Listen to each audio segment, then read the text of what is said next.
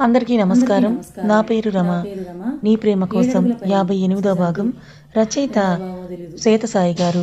Friends, కథ చదవడం start చేసిన వెంటనే వీడియోకి ఒక లైక్ చేయండి, అలాగే హైప్ చేయండి. అత్తయ్య నేను తింటానంటున్నా వినకుండా, వేషాలు వేయకుండా పట్టు, ఊరికే 4 మెతుకులు ప్లేట్లోకి కిలికేసి ఏమీ తినకుండా తెగ పనులు చేస్తున్నావు, అందుకే కళ్ళు తిరుగుతున్నాయి. వద్దత్తయ్య నేను తింటాను ప్లీజ్ అని ప్లేట్ తీసుకోబోతుంటే కార్తిక్ ఇలా ఇవ్వమా నేను తినిపిస్తానని అంటాడు. ఇవ్వనా అని అడుగుతారు. అని నోరు తెరుస్తున్నాను. అందరూ నవ్వుకుంటారు, కానీ బాగా ఆకలి మీద ఉండి భోజనం చేస్తారు. హరిప్రసాద్ గారు కూడా రావడంతో ఆయన కూడా వాళ్ళతో కలిసి భోజనం చేస్తారు. అను మాత్రం చాలా సంతోషంగా ఉంటుంది. అత్తగారు తనని ప్రేమగా తినిపిస్తూ ఉంటే ఆనందంలో కాస్త ఎక్కువే తింటుంది అను. దివ్య అలా చూస్తూనే తింటుంది. అక్క, నేను ఆ రోజు నీ పెళ్ళికి ఉండి వీళ్ళ గురించి తెలుసుకొని వీళ్ళతో అంతా చెప్పి ఉంటే నువ్వు ఇప్పుడు ఉన్నట్టు ఎప్పటినుంచో ఉండేదానివి కదా. అంతా నా వల్లే, అందరూ నా వల్ల బాధపడటమే. ఇటు నువ్వు, అటు అమ్మా నాన్న ఎవరో ఒకరిని పెళ్లి చేసుకోమని వాళ్ళు ఎన్నిసార్లు మనసు చంపుకొని పెళ్ళికి ఒప్పుకుందామని అనుకున్నా కూడా నా మనసు సూర్య ప్లేస్లో ఇంకొకరిని అస్సలు ఊహించుకోలేకపోతున్నానక్క.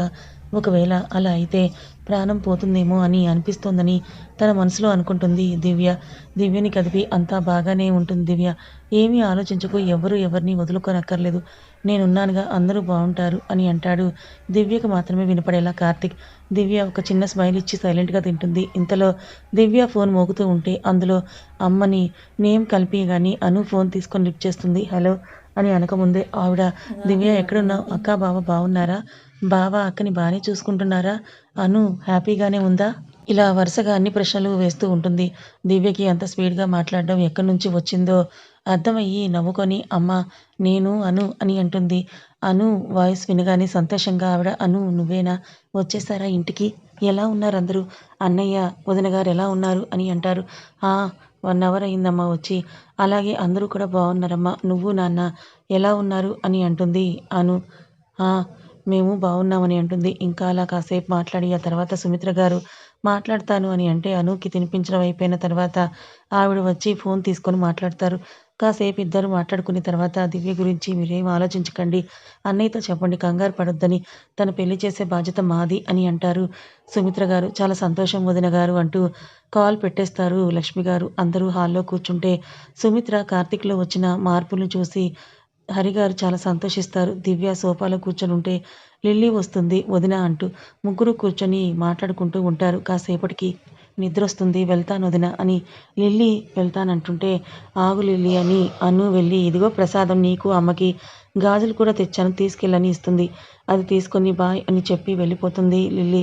అలాగే ఇదిగో దివ్య నీకు అమ్మకి తీసుకున్నాను, నీ బ్యాగ్‌లో పెట్టుకో, మళ్ళీ మర్చిపోతావంటుంది అను. తీసుకొని దివ్య తన బ్యాగ్‌లో పెట్టుకుంటుంది. సుమిత్ర గారు నాకు తీసుకురాలేదా అను అని అడుగుతారు. ఎందుకు తీసుకురాలేదు అత్తయ్య, మీకోసం కూడా తీసుకొచ్చాను, ఇవి మీకు నచ్చుతాయో లేదోనని ఇవ్వలేదు అని అంటూ ఆ బ్యాంగిల్స్‌ని ఇస్తుంది అను. అందరి గురించి, అందరి కోసం ఆలోచిస్తావు అను అని కార్తీక్ తన మనసులో అనుకుంటే హరిప్రసాద్ గారు మాత్రం పైకే అంటారు.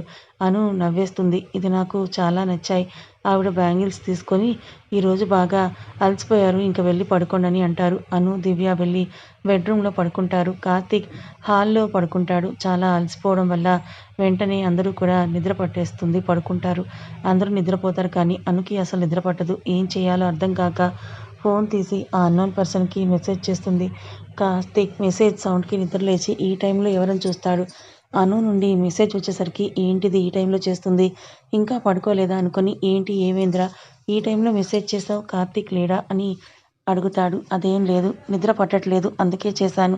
ఏం చేస్తున్నావు, ఏం లేదు పడుకోవాలంతే అని అంటాడు. అప్పుడు టైం చూస్తున్నాను 1 అవ్వడంతో, అయ్యో సారీ, నేను టైం చూసుకోకుండా మెసేజ్ చేశాను, సారీ, పడుకో బాయ్ అని లైట్ ఆఫ్ చేస్తుంది. ఏం చేయాలో తెలియదు. కాసేపు బాల్కనీలో తిరిగి కిచెన్లోకి వెళ్దామని డోర్ తీస్తుంది. ఆ డోర్ సౌండ్ వస్తుందని అర్థమై కార్తీక్ సైలెంట్‌గా సోఫాలోనే పడుకొని నిద్రపోయినట్టుగా నటిస్తుంటాడు. అను వెళ్ళి ఫ్రిడ్జ్‌లో వాటర్ తాగి సోఫాలో పడుకొని ఉన్న కార్తీక్ ఎదురుగా కింద కూర్చొని తల మీద చెయ్యి వేసి, అయినా లేవకపోయేసరికి, బాగా అలసిపోయావు కదా ఈరోజు అని అంటుంది. నీ లైఫ్‌లోకి వచ్చిన దగ్గర నుండి నీకు సంతోషం అనేదే లేదు కదా, నేను లేకపోతే నువ్వు చాలా బాగుండేవాడివేమో, నేను అసలు నీకు కరెక్ట్ కాదు కార్తీక్. ఈరోజు నీకెప్పటికీ గుర్తుంటుందో లేదో తెలియదు, కానీ నాకు నా ఊపిరి ఆగే వరకు గుర్తుంటుంది. ఆ రోజు అలా జరగకపోతే అంతా బాగుండేది, నేను నిన్ను యాక్సెప్ట్ చేసేదాన్నేమో కార్తీక్. అసలు నువ్వు నాకు ప్రపోజ్ చేస్తే ఎగిరి గంతులు వేయాల్సిన నేను ఎంత దరిద్రంగా రియాక్ట్ అయ్యాను. అలాంటి పరిస్థితి నాది. నీ లైఫ్‌లో ఎప్పుడూ ఉండను. హ్యాపీగా ఉండాలి నువ్వు. అది నేను లేకపోతేనే జరుగుతుంది. నేను కాకుండా నీ లైఫ్‌లో ఎవరు ఉన్నా నువ్వు హ్యాపీగా ఉంటావు. చాలా తప్పులు చేశాను కార్తీక్. సూర్యని లవ్ చేశాను అనుకోని ఒక తప్పు చేశాను. తనని వదిలి నిన్ను పెళ్లి చేసుకొని ఇంకో తప్పు చేశాను. అది చాలదు అన్నట్టు నీ తాహతకు ఏమాత్రం సరిపోని నేను నిన్ను ప్రేమించి పెద్ద తప్పే చేశాను. సరే అయినా వన్ సైడ్ లవ్వే కదా! నేను బ్రతికి ఉన్నంత వరకు నీ దగ్గరే ఉండి నీకు సేవ చేసుకుంటూ నిన్ను చూస్తూ బ్రతికేద్దామని అనుకున్నాను. కానీ ఆ రోజు నా జీవితం నాశనం అయిపోయింది. అయినా నువ్వు బంగారంవిరా, హీరో లాంటి వాడివి, చాలా మంచివాడివి. ఈ చెడిపోయిన దాంతో నీకెందుకని తలదించేసి ఏడుస్తూ ఉంటుంది. అది విన్న కార్తీక్ ఒక్కసారిగా కళ్ళు తెరుస్తాడు. అను తలదించి ఏడుస్తుంటే ఒక్కసారిగా ఏమీ అర్థం కాదు. అను తల ఎత్తుతుంటే మళ్ళీ కళ్ళు మూసేస్తాడు. సారీ కార్తీక్, తప్పు నాదే. అయినా ఇప్పుడేం కాలేదు. మనం ఒక్కటి కాలేదు కదా! ఇబ్బంది ఏమీ లేదు. నీకొక మంచి అమ్మాయిని చూసి పెళ్లి చేస్తాను.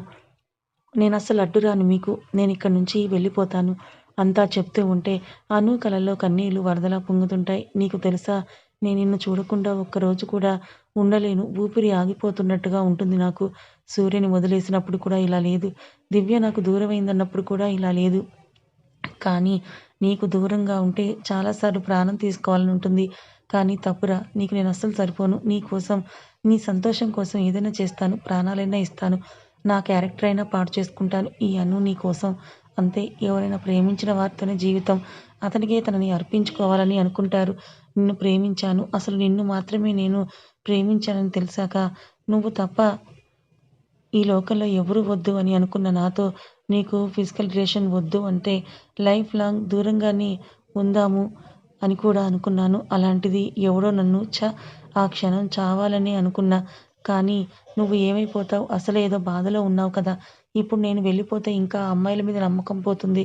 అప్పుడు ఒంటరివాడివైపోతావు. అలా నిన్ను ఒంటరిగా వదిలి ఎలా పోతానురా! అందుకే ఉన్నాను. అసలు ఆ రోజు నిన్ను పట్టుకొని గట్టిగా ఏడవాలని బాగా అనిపించింది. కానీ ఏం చేయాలో అర్థం కాలేదు. చెప్తే ఒకవేళ నువ్వు నన్ను అసహ్యించుకుంటావేమో అని భయం. అది అసలు భరించలేను. కానీ ఇప్పుడు అలా జరిగిన ఓకే. నువ్వు హ్యాపీగా ఉంటాను అంటే నేను ఎన్ని నిందలైనా మోస్తాను. సారీ అని ఒక్క మాట చెప్పడం ఎవరికైనా చాలా చిన్న విషయం. కానీ నాకు చాలా పెద్దది. నేను సారీ చెప్పిన ప్రతిసారి అందులో నేను నీతో కోల్పోయిన జీవితమే ఉంటుంది. నిజంగా సారీ కార్తీక్. ప్లీజ్ నాకు దగ్గరవ్వకురా ప్లీజ్. ఆ తర్వాత నీకు నేను అస్సలు దూరం అవ్వలేను. బాగా ఏడుపొస్తోంది. ఆశ్రమంలో ఒకళ్ళు ఏదో ప్రాబ్లంలో చావు బ్రతుకుల మధ్య కొట్టుమిట్టాడుతున్నారు. ఎందుకిలా సూసైడ్ చేసుకుంటారు? ప్రేమ లేకపోతే ఏం బ్రతకలేరా అని నేను చాలా సార్లే అనుకున్నాను. కానీ ఇప్పుడు తెలుస్తోంది ప్రేమించిన వారికి దూరంగా ఉండటం కన్నా ప్రాణం వదలటమే చాలా ఈజీ అని. కానీ చావనులే. అమ్మా, నాన్న, దివ్య అసలు హ్యాపీగా ఉండరు. నేను లేకపోతే వాళ్ళ కోసమైనా బ్రతకాలి. అలాగే నువ్వు బాధపడతావు. నేను చూసిన మొదటి రోజు నుంచి ఈ రోజు వరకు నీతో ఉన్న ప్రతి క్షణం నాకు గుర్తుంది. నీ ప్రతి డ్రెస్సింగ్, నీ ఫోన్ నెంబర్, నీ ఇష్టాలు, అత్తయ్య, మామయ్య మీద నీకున్న ప్రేమ, నీ సింప్లిసిటీ, ఇంకా నీ కళ్ళు అవంటే నాకు చాలా ఇష్టం. అవి నన్ను చూస్తూ ఉంటే చాలు ఈ జీవితానికి ఏదో విలువైనదే సాధించేశాననిపిస్తుంది. ఇంకా నీకు ఎన్ని షర్ట్స్ ఉన్నాయో, ఎప్పుడెప్పుడు ఏవేవి వేసుకున్నావో కూడా నాకు గుర్తుంది తెలుసా? ఇంకో 1 మంత్‌లో మన పెళ్ళై 1 ఇయర్ అవుతుంది. తెలుసా? నువ్వు ఇలాగే హాయిగా ఉండాలి. ఉంటావు. నేనుండేలా చేసే వెళ్ళిపోతాను అని లేచి బెడ్‌రూమ్‌లోకి వెళ్ళిపోతుంది. అను వెళ్ళాక కార్తీక్ లేచి ఏమీ అర్థం కాక బుర్ర బద్దలు కొట్టుకుంటాడు. అసలు కార్తీక్ కళ్ళల్లో అప్పటికే నీళ్లు వచ్చి అవి పిల్లోలో ఇంకిపోతాయి. ఈసారి కన్నీళ్లు అస్సలాగవు. పదే పదే అను అన్న మాటలే గుర్తొస్తాయి. నేను నీకు సరిపోను అన్న అదే మాట. ఇంత ప్రేమ ఎందుకే నీకు నేనంటే? ఇంత పిచ్చా? అయ్యో! నేను ఎంతగా బాధపెట్టాను. సారీరా. చాలా చాలా సారీ. ఎవడో ఏదో చేస్తే నాకు దూరం అవుతావా? పిచ్చిదానా! నీకు నేనున్నాను. ఎప్పటికైనా సరే నీకు నేను, నాకు నువ్వు అనుకుంటూ అసలు ఎవరు నీ మీద చెయ్యి వేసింది? అసలు ఇదంతా ఎలా జరిగింది? నాకెందుకు నువ్వు చెప్పలేదు? అంటే ఆ రోజు నువ్వు నన్ను తిట్టింది ఇందుకేనా? అయ్యో! సారీ అమ్ముడు. నా వల్లే ఇదంతా. అని అనుకోని లేచి అను రూమ్‌లోకి చూస్తాడు. బెడ్ మీద అను కనిపించదు. కాస్త లోపలికి వెళ్లి చూస్తే బాల్కనీలో ఏడుస్తూ కూర్చుంటుంది. వెంటనే వెళ్లి అనుని హత్తుకుని ఓదార్చాలని ఉన్నా ఇప్పుడు వెళ్తే నాకు నిజం తెలిసిందని దూరంగా పారిపోతుంది అని అనుకుని అక్కడి నుంచి హాల్లోకి వచ్చి సోఫాలో కూర్చొని అను చెప్పినవన్నీ గుర్తొస్తూ ఉంటే అసలేమైందని ఆలోచిస్తూ ఉంటాడు. ఎవడై ఉంటాడు? ఇదంతా చేసింది ముందు తెలుసుకోవాలి అని అంటూ ఉంటే అను ఫోన్ చూడాలి. పాస్వర్డ్ ఏంటో తెలియాలి. అంటే అను అప్పుడప్పుడు ఫోన్ చూసి కంగారు పడుతుంది. ఎందుకైనా ఫోన్‌కి మెసేజ్ వచ్చినప్పుడల్లా వణికిపోతూ ఉంటుంది. ఎందుకా పక్కనే ఉండి నీ బాధ నేను తెలుసుకోలేకపోయాను. నువ్వు నన్ను ప్రేమించిన దానికన్నా ఎక్కువగా ప్రేమించడంలో ఎప్పుడు నీతో పోటీ పడలేనను. నువ్వే గెలుస్తావు. అలా గెలిచిన నువ్వంటే నాకు చాలా ఇష్టమని లేచి రాహుల్ రూమ్‌లోకి వెళ్ళి అక్కడ ఎప్పుడో పెట్టి ఉన్న డ్రింక్ బాటిల్‌ని తీసుకొని ఓపెన్ చేసి ఒక్కసారిగా తాగేస్తాడు. రాహుల్ పోయాక ఎప్పుడో మానేసిన కార్తీక్ ఇప్పుడే మళ్ళీ డ్రింక్ చేయటం, ఆ క్షణం తన మనసు ఎంతగా వేదన గురవుతుందో అర్థం చేసుకోవటం ఎవరి వల్ల కాదు. నేనింత బాధ పెట్టినా నువ్వు నీ మనసులో ఉన్న బాధ నాకే చెప్పడానికి ఇష్టపడ్డావు. అది చెప్పుకోకుండా ఉండటానికి కారణం కేవలం నా సంతోషమే అయితే ఆ సంతోషం నాకొద్దను. అన్నీ తెలిసాక అస్సలు భరించలేకపోతున్నాను. ఎంత బాగా దగ్గరైనా సరే అన్నోన్ పర్సన్ నేనే అని తెలీదు కాబట్టి తనతో కూడా చెప్పలేదు. అసలెవరికీ నీ బాధ చెప్పుకోకుండా ఒంటరిగా ఇలా ఎన్నాళ్ళు అనుభవిస్తావే? వాడెవడో నాకు తెలియదు. ఎందుకు నిన్ను పాడు చేశాడో కూడా నాకు తెలియదు. అవన్నీ నాకు అసలు అక్కర్లేదు కూడా. కానీ నీ కన్నీళ్ళకి కారణమైన వాడు ఎవరైనా సరే వాడిని వదిలిపెట్టను. వాడెవడో తప్పు చేస్తే నీకెందుకే మల్లెం అంటుకుంటుంది? నువ్వు నా ప్రాణం. నువ్వే నా జీవితం. మేము చేసిన టార్చర్‌కి నువ్వే ఇంకొకరిని చూసుకున్నా సరే తప్పు పట్టకూడదు. అలాంటిది నన్ను ప్రేమించి ఎవడో చేసిన తప్పుకి నన్నొదిలేసి నిన్ను నువ్వు దోషిని చేసుకోవాలని చూస్తున్నావు. ఇంక నేను బాధ పెట్టనురా. నన్ను వదిలి ఎక్కడికి పారిపోతావు? నువ్వు లేకుండా నేనుండగలనా? నిజమే. అన్నయ్య చనిపోయినప్పుడు నేను కూడా అదే అనుకున్నాను. వదలలేకపోతే మేము లేమా అని, మా కోసం బ్రతకగూడదా అని అనుకున్నాను. అలా పారిపోవాలా అని అనుకున్నాను. కానీ ఇప్పుడు తెలుస్తోంది ప్రేమ విలువ. నువ్వు లేకపోతే బతకడం నాకు అస్సలు చేత కాదను. డ్రింక్ చేస్తూ అను ఫోటో ఫోన్‌లో చూస్తూ ఏడుస్తూ ఉంటాడు కార్తీక్. అక్కడ బాల్కనీలో ఉన్న అను, ఇక్కడ రాహుల్ రూమ్‌లో ఉన్న కార్తీక్ ఇద్దరు కూడా ఏడుస్తూ ఆ రోజంతా అలాగే నిద్ర లేకుండా గడిపేస్తారు. నెక్స్ట్ డే మార్నింగ్ అను లేచి పనులన్నీ చేస్తూ ఉంటే రాహుల్ రూమ్ ఎవరు ఓపెన్ చేయరు కాబట్టి ఆ రూమ్‌కి ఎవరు వెళ్లరు. కానీ అను కళ్ళు కార్తీక్ కోసం వెతుకుతూనే ఉంటాయి. ఎక్కడా లేడేంటి? ఎక్కడికి వెళ్ళాడు? మార్నింగ్ ఏమైనా పని ఉండి బయటికి వెళ్ళాడా? లేదా వెజిటబుల్స్ తేవడానికి ఏమైనా వెళ్ళాడా? అని రకరకాల ప్రశ్నలు బుర్రలో వేసుకుంటూ ఉంటుంది అను. ఏయ్! నువ్వేంటిక్కడ? వంటగదిలోకి రావద్దని చెప్పానా? ఎందుకొచ్చావు? నీకేం కావాలో చెప్పు నేను తీసుకొస్తాను. పో వెళ్ళి హాల్‌లో కూర్చోపో. వేడివేడి కాఫీ తెస్తాను అని అంటారు సుమిత్ర గారు చాలా కోపంగా. అత్తయ్య మీరు నాకు కాఫీ తేవడం ఏంటి? మీరు పదండి నేను కాఫీ తీసుకొస్తానని అంటుంది అను. సరే కాఫీ వరకు తీసుకురా. ఆ తర్వాత టిఫిన్, వంట అంతా కూడా నేనే చేస్తాను. ఇంకేమైనా మాట్లాడావంటే నేను అస్సలు ఊరుకోను అని అంటారు. సరే అని సైలెంట్‌గా వెళ్ళి కాఫీ పెట్టి తీసుకొని వస్తుంది. అందరికీ ఇస్తుంది. అప్పుడే లేచి బయటకొచ్చిన దివ్య అమ్మ కాఫీ అని అంటుంది నిద్ర కలతో. ఏ దివ్య ఎక్కడున్నావో చూసుకో అని దివ్యని కదుపుతూ అంటుంది అను కాస్త కంగారుగా. ఇంకా నిద్ర వస్తుంటే పడుకోవచ్చు కదా దివ్య ఎందుకే లేచావు? మీ అక్క ఎలాగూ పడుకోదు. నువ్వైనా కాసేపు పడుకో అని అంటారు సుమిత్ర గారు. ఇదంతా వింటూ ఒక వంతు ఆశ్చర్యంగా ఉన్న అను మాత్రం కార్తీక్ ధ్యాసలో ఉంటుంది. లేచిన దగ్గర నుంచి తనని చూడలేదు అనే బాధలో ఉంటుంది. అను స్నూపీ వచ్చి అను కాళ్ళు లాగుతూ ఉంటే దాని వెనకాలే వెళ్తే అది రాహుల్ రూమ్ దగ్గరికి తీసుకెళ్తుంది. ఉష్ ఇక్కడ వద్దు స్నూపీ పద అని దానికి ఆకలి వేస్తుందని వెళ్ళి దాని బిస్కెట్స్ తెచ్చి పెడుతుంది. కామ్‌గా తింటుంటే అను అక్కడి నుంచి వెళ్ళిపోతుంది.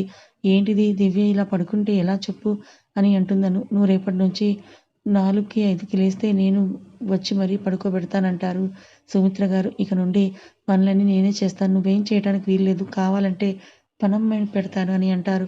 అను సైలెంట్‌గా వింటుంది. సరే కూర్చోండి. టిఫిన్ తెస్తానని వెళ్తారు సుమిత్ర గారు. పద అని ఇద్దరూ రెడీ అయ్యి వస్తారు.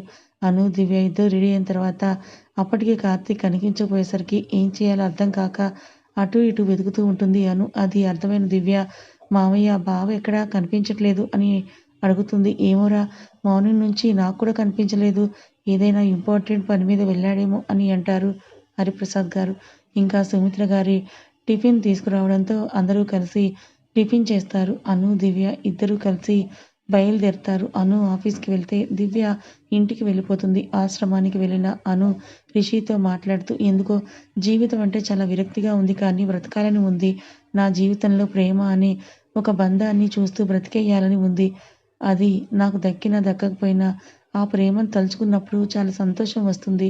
ఈ భూప్రపంచంలో ఇంకేదంత సంతోషం ఇవ్వలేదని అనిపిస్తోంది. అలాగే అది ప్రేమ ఎప్పటికీ నాది కాదని తెలిసినప్పుడు అంతకు 1000 రెట్లు బాధ కలుగుతోంది. కార్తీక్ నావాడా కాదా అనేది నాకు అస్సలు అర్థం కావట్లేదు. కానీ నా మనసులో మాత్రం కార్తీక్ ఎప్పటికీ అది నిజం అని అయినా అవ్వకపోయినా సరే ఈరోజు తనని చూడలేదని నా మనసు ఎంతగా బాధపడుతుందో నాకు మాత్రమే తెలుసు. నీకు తెలుసా రిషి, కార్తీక్ నిన్ను నాకు ప్రపోజ్ చేశాడు. నువ్వంటే నాకు పిచ్చి ప్రేమరా. ఈ మాట ఎప్పుడు చెప్తావని చాలా రోజుల నుంచే వెయిట్ చేస్తున్నాను.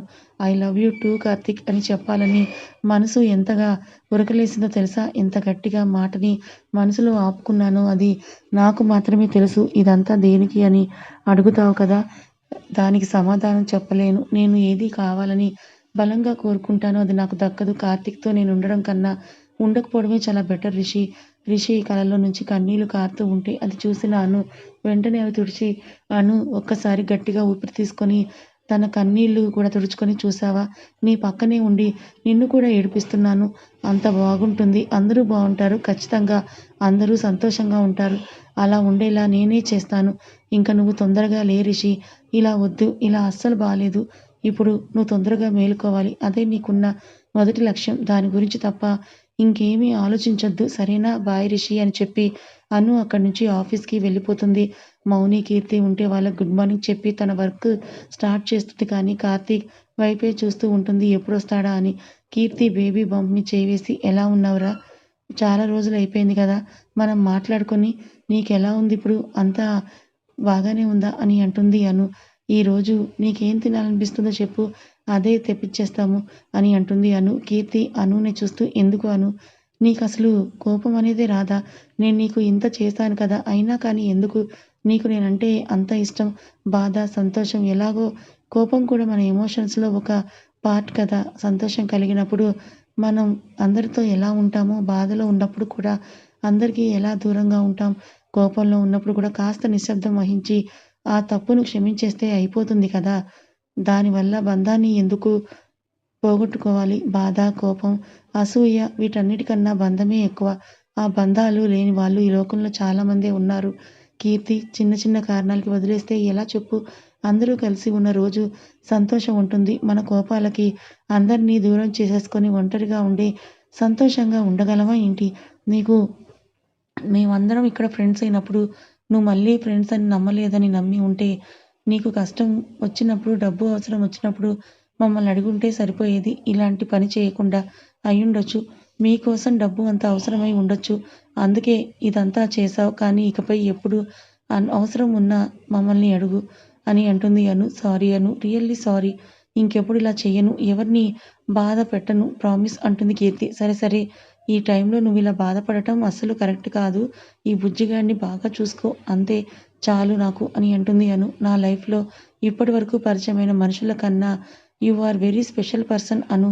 తెలుసా, నిన్ను నా లైఫ్లో ఎప్పుడూ మర్చిపోలేను అంటుంది కీర్తి. ఇలాంటి మాటలు ఏమీ వద్దులే కానీ కీర్తి, మనం ఇప్పటికీ ఫ్రెండ్స్వి. ఏది ఏమైనా సరే, అర్థమైందా అంటుంది అను. అదంతా వింటున్న మౌని, మనోహర్ ఇద్దరు ఒకరినొకరు చూసుకొని, నిజంగానే దీనికి కోపం అనేది రాదు కదా మను అని అంటుంది మౌని. ఏమనుకుంటున్నావు మరి? నా చెల్లెలంటే షీ ఈజ్ సో స్వీట్ అని అంటాడు మనోహర్. అబ్బో అని అంటుంది మౌని. ఏంటి జెల్సీనా అని అంటాడు మనోహర్. నాకెందుకు జెల్సీ? నేనెందుకు జెల్సీ ఫీల్ అవ్వాలి అంటుంది మౌని. అవునులే, అయినా నా చెల్లెలు నీకు తెలుసు కదా, ఎందుకు జెల్సీ ఫీల్ అవుతావు రే అంటాడు మను. ఆ టాపిక్ని కట్ చేసి అక్కడి నుంచి వెళ్ళిపోతున్న మౌని వెంటే వెళ్ళి, మనోహర్ ఏమైంది, మాట దాటేసి వెళ్ళిపోతున్నావని అంటాడు. నేనేమి మాట దాటేశాను అని అంటుంది మౌని. సరే ఇది చెప్పు, నేనంటే నీకు ఇష్టమా కాదా అని డైరెక్ట్గా పాయింట్కి వచ్చేస్తాడు మనోహర్. ఇష్టమా? ఇష్టమంటే అని అంటుంది మౌని. బాగా ఎక్కువ చేస్తున్నావు నువ్వు. దొరకకపోవు, అప్పుడు చెప్తాను నీ పని అంటాడు. మౌని సైలెంట్గా తన ప్లేస్లో కూర్చొని వర్క్ చేసుకుంటుంటుంది. కథ ఇంకా ఉంది. ఈ కథ మీకు నచ్చితే లైక్ చేయండి, మరికొంతమందికి షేర్ చేయండి, ఛానల్ని సబ్స్క్రైబ్ చేసుకోండి. Thank you so much for watching.